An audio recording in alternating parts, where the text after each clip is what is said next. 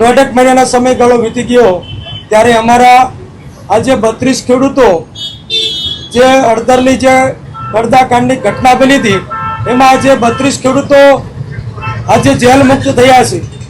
અમને આપણી ભારતની ન્યાયપાલિકા પર પૂરો ભરોસો હતો કે અમને 100% ન્યાય મળશે। અમે તમામ ખેડૂતો અમારા હક અને ન્યાયના અધિકાર માટે બોટાદના અમારા ખેડૂતનો જે અમારે કપાસમાં કરદો થતો હતો એ કરદાની મિટિંગમાં ગયા હતા।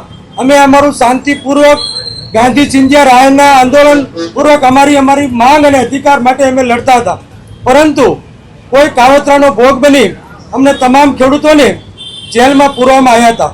પરંતુ અમને સૌ ખેડૂતોને આજે ન્યાયપાલિકાએ અમને જેલ મુક્ત કર્યા છે। એનો અમને તમામ ખેડૂતોને અમે એક અમારા ખેડૂતનો વિજય દિવસ તરીકે જોઈએ છીએ। કેટલા દિવસ જેલમાં રહ્યા તમે? આજે જેલમાં રહેવાનો સમય અમે જ્યારથી 10-12 તારીખથી અમે જેલમાં છીએ। 1 મહિનો અને 17 દિવસ સુધી ભાવનગર, રાજકોટ અને અમરેલી જેવી સબ જેલમાં અમે તમામ ખેડૂતો જેલમાં હતા અને 84 ખેડૂતો ઉપર 307 જેવી ગંભીર કલમો લગાવી અમારા ખેડૂતોને જેલમાં પૂરવામાં આવ્યા હતા। પથ્થરમારો કર્યો તો કોણે કર્યો? ના, પથ્થરમારો કોઈએ નહોતો કર્યો। કોઈ અસામાજિક તત્વોએ મોઢા રૂમાલ બાંધી અને આવી અને અમારું શાંતિપૂર્વક અમારું ટૂંકમાં ગાંધી ચિંધ્યા રાયે અમારું આંદોલન ચાલુ હતું। એ અરસામાં કોઈ અસામાજિક તત્વો મોઢે રૂમાલ બાંધીને આવે છે અને પથ્થરમારો કરે છે, એના કારણે આખી સભા વેરવિખેર થઈ જાય છે। આ 307ની કલમ બિલકુલ ખોટી લગાવવામાં આવી છે। માત્ર ને માત્ર ખેડૂતનો અવાજ આજે આ ગુજરાત સરકાર દ્વારા દબાવવાનો પ્રયત્ન કર્યો છે। આજે ખેડૂતોને કપાસનો યોગ્ય ભાવ નથી મળતો।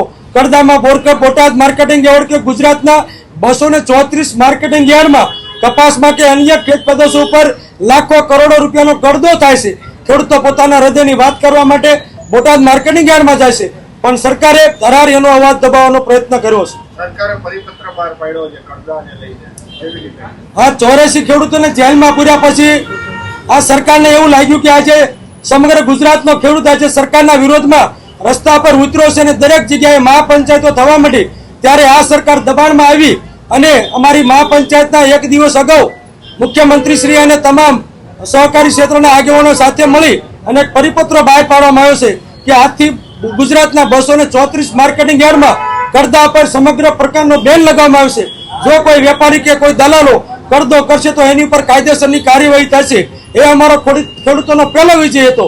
અને બીજી માંગણી એ હતી કે કોઈ પણ વેપારી કોઈ પણ માર્કેટિંગ યાર્ડમાં એકવાર કપાસની કે કોઈ પણ ખેત પેદાશની ભાવ નક્કી થઈ ગયા પછી માર્કેટિંગ યાર્ડથી કોઈ પણ જીન સુધી કોઈ પણ વેપારીના જીન સુધી અમારા ખેડૂતનું વાહન લઈ જશે તો 10 કિલોમીટર, 12 કિલોમીટર કે 9 કિલોમીટર હોય તમામ ખેડૂતોને એનો યોગ્ય ભાડું ચૂકવવામાં આવશે। એ પણ સરકારશ્રીનો બીજો પરિપત્ર મિત્રો આજે જાહેર કર્યો છે અને બંને પરિપત્ર એ ખેડૂતોનો મિત્રો બીજો વિજય છે।